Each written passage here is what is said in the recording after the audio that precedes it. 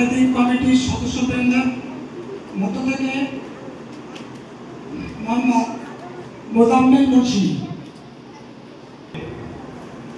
উপস্থিত আজকের এই নতুন ভবন উদ্বোধনী সম্মানিত সভাপতি সাহেব, উপস্থিত হতে চাই যে আপনাদের আমরা এই কমিটিতে যতদিন ধরে আছি চেষ্টা করতেছি আপনাদের এই মাদ্রাসার জন্য কিছু একটা করার, এবং আপনারা যারা এলাকার লোকজন আছেন যারা বিভিন্ন দান করেন এবং আপনাদের দানে এই ভবন হয়েছে এবং এই ভবন করতে অনেক টাকার প্রয়োজন হয়েছে এবং আপনারা এই দিচ্ছেন, আর এখন অনেক টাকা ঋণ আছে, এগুলি আপনাদের সহযোগিতায় এই ঋণ মুক্ত হইতে হবে।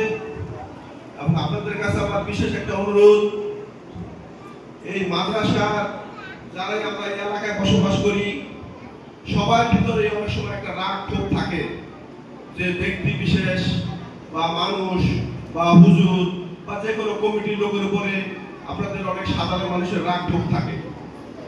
আপনাদের রাগ ক্ষোভের জন্য আপনাদের কাছে আমি অনুরোধ করি বা মাপ চাই, আপনারা এই রাগ ছাইড়া দিয়ে আপনারা সবাই মনে করবেন এই ভবনটা সবার, এটা কারো ব্যক্তিগত সম্পত্তি না, কারো একার কোনো সম্পত্তি না।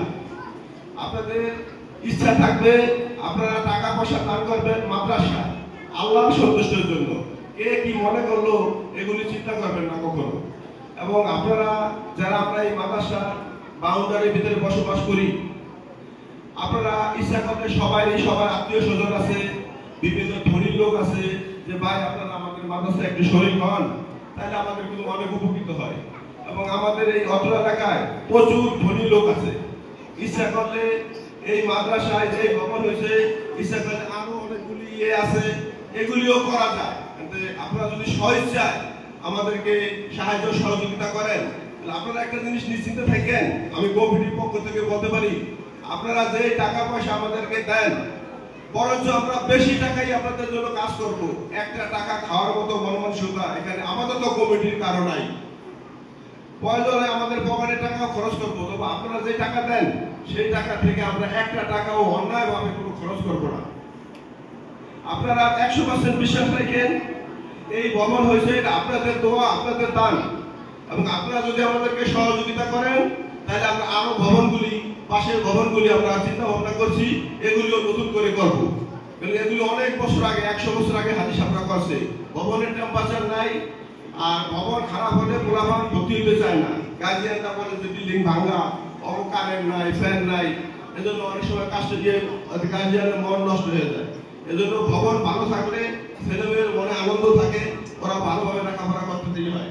এবং আপনাদের কাছে বিশেষ অনুরোধ, আপনারা কেউ রাগ ক্ষোভ রাখেন না, এই প্রতিষ্ঠানটা সবার, এবং এই প্রতিষ্ঠানটা ধরে রাখার দায়িত্ব আমাদের এলাকার সবার।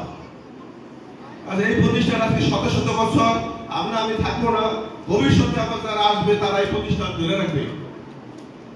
আপনাদের কাছে আমি আপনাকে অনুরোধ করি যে আপনারা সদিচ্ছায় সবাই একটু দান করেন, এবং এই ভবনে অনেক টাকা ঋণ আছে, আপনারা সবাই আমাকে একটু সাহায্য করেন, আমরা যাতে ঋণটা মুক্ত হতে পারি।